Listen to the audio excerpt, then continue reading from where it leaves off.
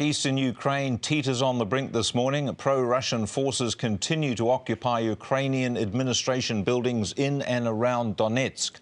Meanwhile, Kiev says enough is enough and is launching a full-scale anti-terrorist operation. I'm joined now by Otago University international relations expert Robert Patman. Hi there, Robert. Good morning, so Michael. How are you reading this? It really is getting close to the brink, isn't it? It's a very dangerous situation indeed. The Russians are deeply involved in what's happening, despite their denials, in eastern Ukraine.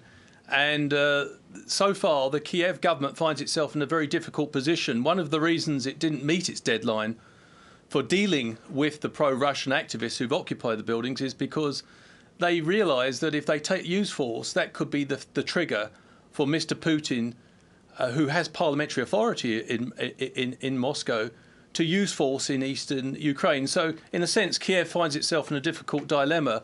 It's suffering humiliation by losing control of part of eastern Ukraine. But if it uses force prematurely, then it runs the risk of actually creating the conditions where Mr. Putin can turn around and say, OK, we have to protect the Russians in eastern Ukraine. Would he be satisfied, do you think, Putin, that is, with a referendum? Is that the solution, do you think, for both sides, that if they held a referendum, at least they could defuse the situation? It depends on the wording of the referendum, Michael. I don't think the interim Ukrainian government has any intention of establishing the sort of federal Ukraine that the Russians are demanding. I mean, the Russians are speaking about a federal Ukraine where regions can actually pursue different foreign policies in different regions, which, of course, would mean that there would be no united Ukraine or no independent country as we understand it, and that Russia would probably have a dominant influence over the eastern Ukraine, which is clearly the dominant concern that the Russian leadership have. So do you think a war is inevitable?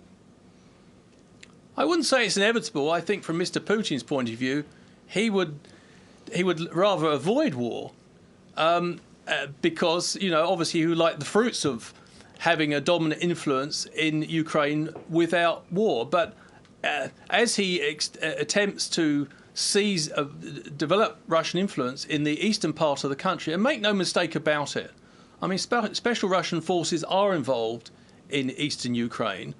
There's 40,000 Russian troops on the border of Ukraine. There's no doubt about deep Russian involvement. He would like all this. He'd like to extend Russian influence by stealth. But, of course, there will be a point where the Ukrainian government decides it can't tolerate the situation any further. And so I think he is quite prepared to take the risk of war, yes. What should the West's reaction to this be? Well, increasingly, Mr. Putin is achieving what he didn't want, which is the acting government of Ukraine is turning to the Western world. The Americans concluded a $1 billion deal yesterday for economic assistance with the Ukrainian government. The IMF is getting deeply involved.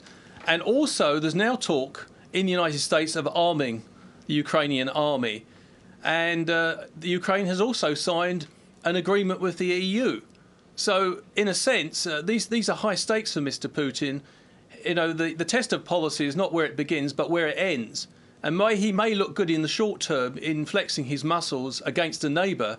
That could have very negative political and economic consequences for the Russian leadership. It's already having economic implications, isn't it, for Russia? Yes, yeah, very disturbing implications, actually. The problem with Mr. Putin's leadership, he's behaving as if he's leader of a sort of pre-globalisation government. In fact, the Russian economy is inextricably intertwined with the global economy. And there are already signs. For example, in the first 4 months of this year, there's been a capital outflow from Russia, much more in the first 4 months of this year than there was in the entire 12 months of last year. The Russian economy, by the way, is only projected to grow around about 0.6% this year. So it's not an economy that's vibrant, and it doesn't need the sort of problems which are going to flow from sanctions. And some of Mr. Putin's inner circle are being targeted by American and European sanctions. And so they're going to start experiencing personal costs. And also, if you like, the ruling structure of Russia, and this is an authoritarian regime which doesn't tolerate vibrant domestic opposition, is going to be really hurt by the measures that are being taken, which are likely to intensify if Mr. Putin continues to meddle in eastern Ukraine. OK, thanks very much for your time. That's Professor Robert Patman there from Otago University.